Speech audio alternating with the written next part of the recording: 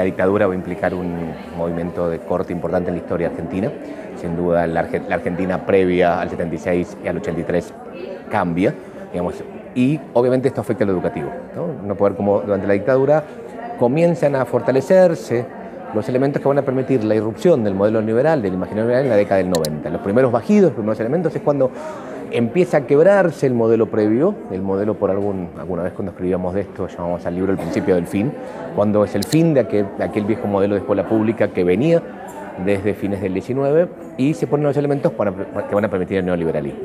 Uno puede ver que hay una bastante línea de continuidad entre la dictadura y los 90, ¿no? Como que en los 90 se pone en acción durante la década neoliberal aquellas ideas, aquellas posiciones, los efectos de las primeras medidas tomadas con la dictadura. La dictadura fue mucho más eficaz, tal vez en romper lo previo, y los 90 fueron en crear lo nuevo, digamos, pero no hay duda que hay una gran vinculación entre dictadura y neoliberalismo en términos educativos. El avance de la privatización, la fragmentación del sistema, la aparición de ciertas lecturas psicologistas muy individualistas, tibiamente basada en los 90 la idea de la evaluación, la calidad, la necesidad de subordinar el sistema educativo a las necesidades económicas y más que económicas del mercado laboral, etc. Uno puede ver que esto ya está en la dictadura muy presente y que claramente en los 90 se lleva a cabo.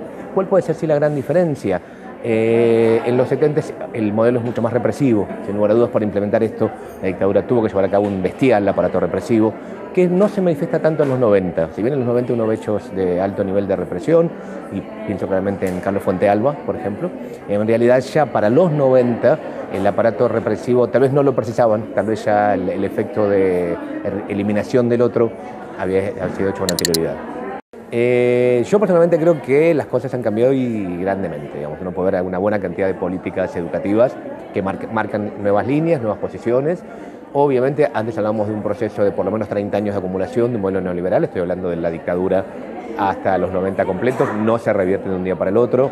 Sin lugar a dudas hay una buena cantidad de elementos que perviven de prácticas anteriores, digamos, pero me parece a mí que uno puede hablar que hay una buena cantidad de elementos que hay que mover, hay que seguir moviendo, no sé si vamos a hablar de una nueva cosa, pero sí podemos augurar que algo se puede estar gestando nuevo, ¿no? Digamos, el neoliberalismo, por lo menos, no tiene el esplendor, no es la década de los 90.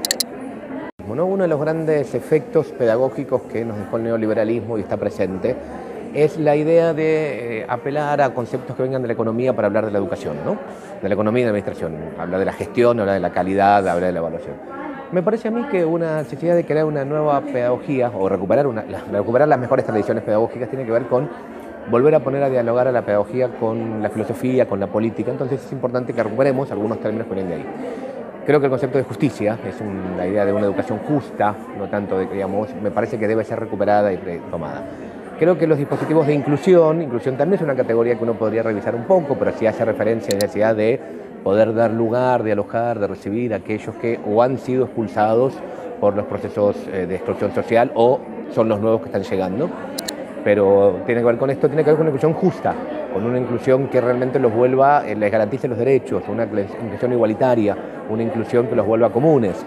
Obviamente, entre la posición de llegar a serlo y la realidad hay una larga distancia, porque no partimos, más allá de que uno querría, de situaciones iguales, igualitarias.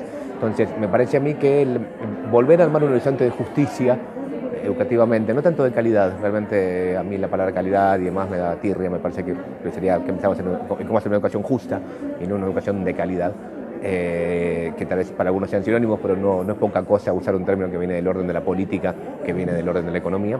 Creo que por ahí hay una buena forma de pensar cómo yo hablaría de una educación inclusiva justa. Una práctica educativa, por lo menos lo que creo yo, un aula, cualquier práctica educativa funciona cuando lo que se produjo era algo que no estaba antes en ninguno de los sujetos, ¿no? Algunos plantean un buen acto educativo como un acto de complementariedad, ¿no? Donde un buen docente y un buen alumno se encuentran y se complementan, y se pone bastante en hincapié generalmente en estas versiones de que haya buena comunicación, buen diálogo y demás. Yo no digo que esté mal esto, pero me parece poco.